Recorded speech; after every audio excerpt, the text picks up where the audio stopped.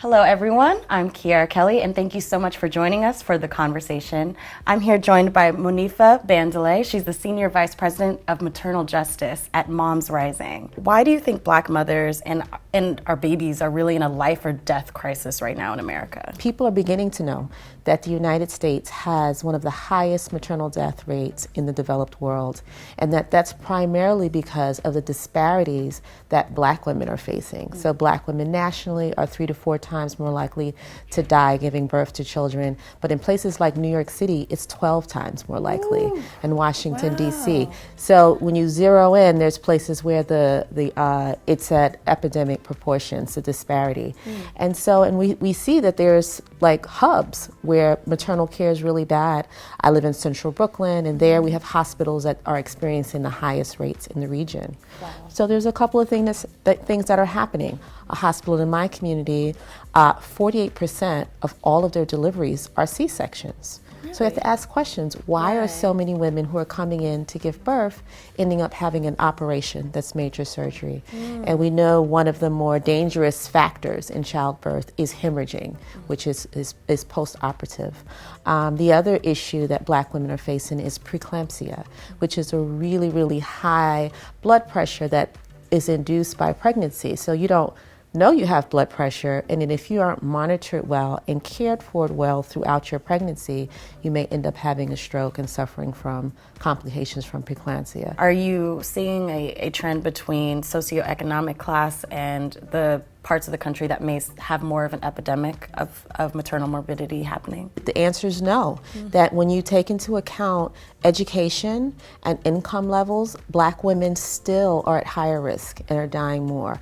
So women who are highly educated, women who have, Beyonce and Serena Williams income, are still facing maternal morbidity and maternal mortality. In fact, many of the cases we work on in California and some cases recently in Florida, these women were highly educated, And so we really have to talk about the racism and the bias that happens throughout the healthcare delivery system.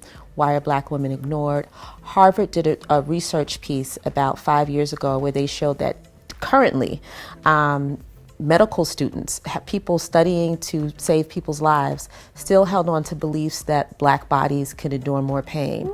So these are mythologies that we know of from decades ago, but you still have people who are in the healthcare system that are perpetuating these myths in their practices. Is there anything else you can think of for a woman who may be pregnant right now or may have a partner or a friend that's pregnant right now and they want to be able to advocate for them or to help them and assist them? Is there anything we can do on a micro level? Yeah. Absolutely. Well, one thing I want to say is that about the midwives and doulas is that they're fighting to make sure their services are more accessible.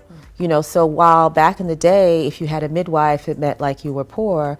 Now it's kind of chic, right? You have a midwife, you have a doula, but only certain people can afford those services.